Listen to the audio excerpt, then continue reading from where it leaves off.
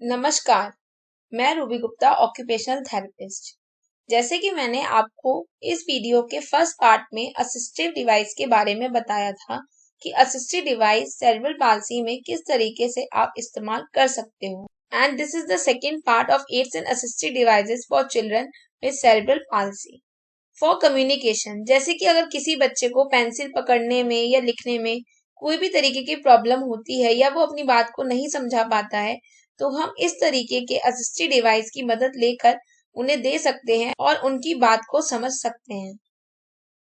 For bathing, जैसे कि आपको पता है कि सेरेब्रल पाल्सी में बहुत सी प्रॉब्लम्स का सामना करना पड़ता है, जैसे कि कई लोग अपने हाथ को पीछे ले जाकर अपनी पीठ को अच्छे से वॉश नहीं कर पाते हैं, या फिर किसी को बाथरूम में खड़े होने में दिक्कत होती है या बैठने में दिक्कत होती है। इसलिए हम बाथरूम को मॉडिफाई कर सकते हैं। तो कुछ इस तरीके से हम बाथरूम में एडजस्टमेंट करके उसे मॉडिफाई करके सेरेब्रल पाल्सी के बच्चों या बड़ों की मदद कर सकते हैं।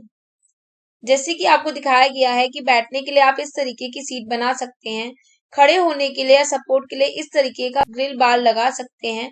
फॉर ड्रेसिंग, कपड़े पहनने में भी काफी प्रॉब्लम्स का सामना करना पड़ता है, तो इस तरीके के हैंडल या हुक्स बनवाकर हम कपड़ों को इजीली पहन सकते हैं। इसके लिए हमें मिनिमल असिस्टेंस की जरूरत पड़ती है, जैसे कि आपको पिक्चर में दिखाया गया है कि किस तरीके से चेन में हुक लगाकर लेडी अपने आप उसको खींच रही है।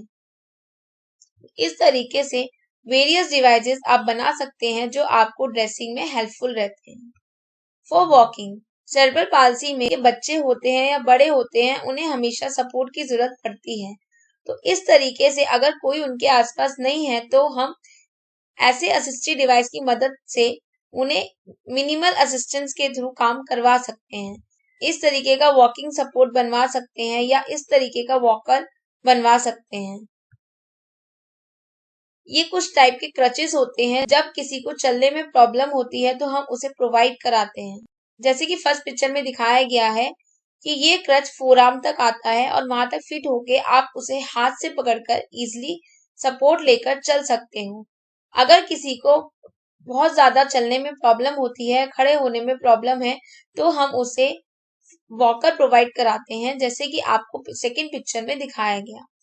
या सिर्फ किसी को मिनिमल सपोर्ट की जरूरत होती है तो हम उसे केन प्रोवाइड कराते हैं, जैसे कि आपको थर्ड पिक्चर में दिखाया गया है।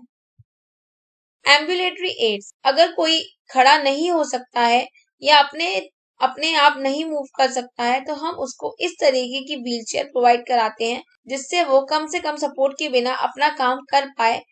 तो ऐसी बहुत सी व्हीलचेयर होती हैं जिसे हम मॉडिफाई करा के जरूरत के हिसाब से बनवा सकते हैं। Thank you.